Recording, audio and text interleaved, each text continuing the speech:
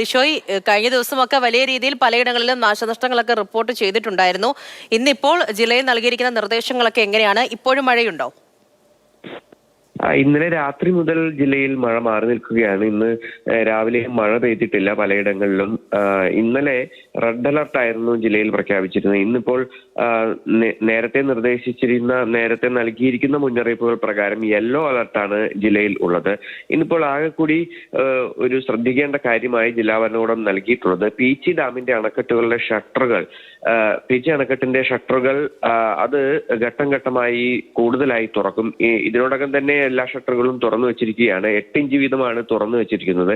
അത് ഘട്ടം ഘട്ടമായി 12 ഇഞ്ച് വീതം തുറക്കാനായുള്ള ഒരു നിർദ്ദേശം ഇന്നിപ്പോൾ നൽകിയിട്ടുണ്ട്. 11 മണിയോടുകൂടി അത് ആരംഭിക്കുകയും ചെയ്യും. അതിനോടൊപ്പം തന്നെ ചാലക്കുടി പുഴയിലേക്ക് പെരിങ്ങൽകുത്ത് അണക്കെട്ടിൽ നിന്ന് അധിക ജലം ഒഴുക്കി വിടുന്നുണ്ട്. 2 സ്ലൂയിസ് വാൽവുകൾ തുറന്നു വെച്ചിട്ടുണ്ട്.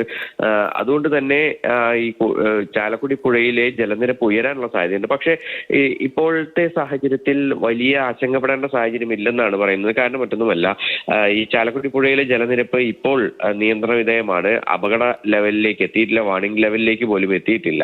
അതുകൊണ്ട് തന്നെ അധിക ജലം വരികയാണെങ്കിലും അത് മറ്റ് വീടുകളിലേക്ക് മറ്റും വെള്ളം കയറുന്നതിലേക്കോ കര കവിഞ്ഞൊഴുകുന്നതിലേക്കോ ഒന്നും തന്നെ കാര്യങ്ങൾ എത്തില്ല.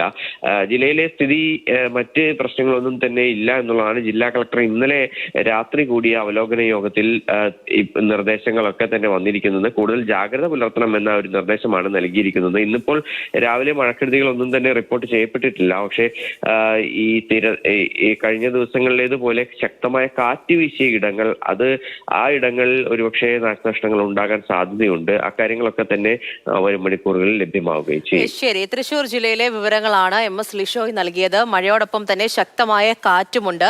ഈ സമയത്ത് ഇപ്പോൾ മഴയൊന്ന് മാറി നിൽക്കുകയാണ് എങ്കിൽ പോലും ജില്ലകളിലൊക്കെ തന്നെയും ജാഗ്രതാ നിർദ്ദേശങ്ങളുണ്ട്. യെല്ലോ അലർട്ടൊക്കെ നൽകിയിട്ടുണ്ട്. എറണാകുളം മുതൽ കാസർഗോഡ് വരെയുള്ള ജില്ലകളിൽ. അപ്പോൾ പരമാവധി യാത്രകളൊക്കെ ഒന്ന് ഒഴിവാക്കുക. മലയോര മേഖലയിലേക്കുള്ളവരും തീരദേശത്തുള്ളവരും ഒക്കെ പ്രത്യേകം ശ്രദ്ധയും വേണ്ടതാണ്.